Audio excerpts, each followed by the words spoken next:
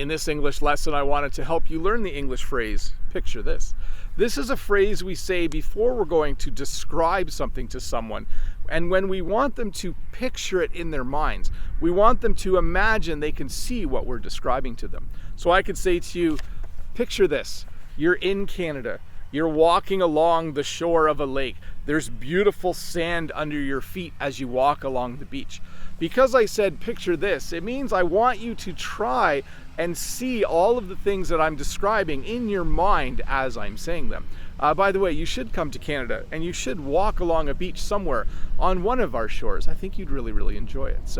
But if I was telling you about it, I would start by saying picture this before I described it. The other phrase I wanted to teach you today is the phrase out of the picture.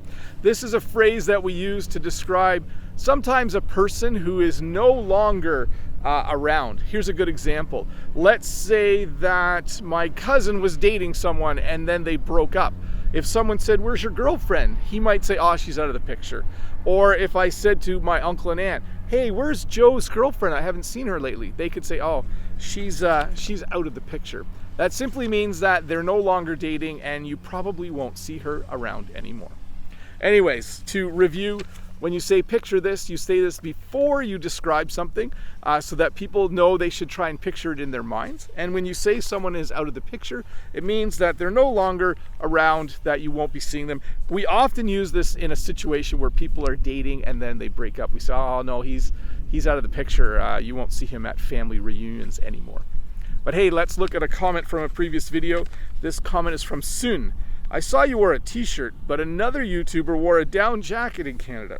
And my response, it's a big country. If you go far enough north, it's still pretty cold. And it also depends on the time of day. When I'm out in the middle of the day, like right now, it is 9:15 in the morning. It's a little bit chilly still. I'm actually a little bit cold, even though I'm wearing a short sleeve shirt.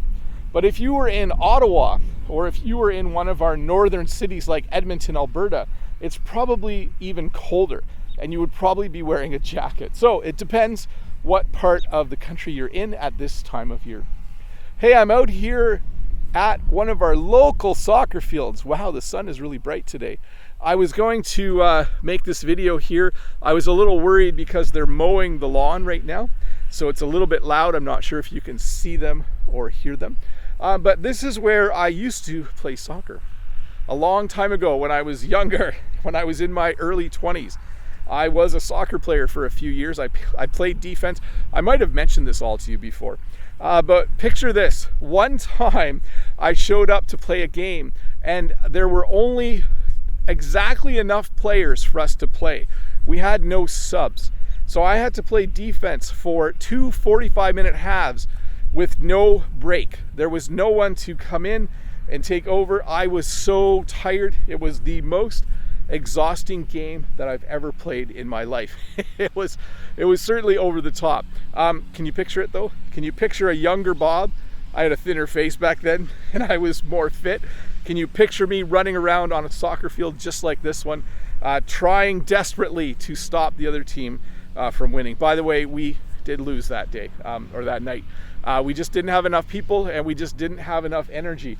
The other team had like 4 subs, so how are you ever going to compete with that? Anyways, thanks for watching. I hope you enjoyed the view. I hope you enjoyed the lesson. I'll see you in a couple days with another one. Bye.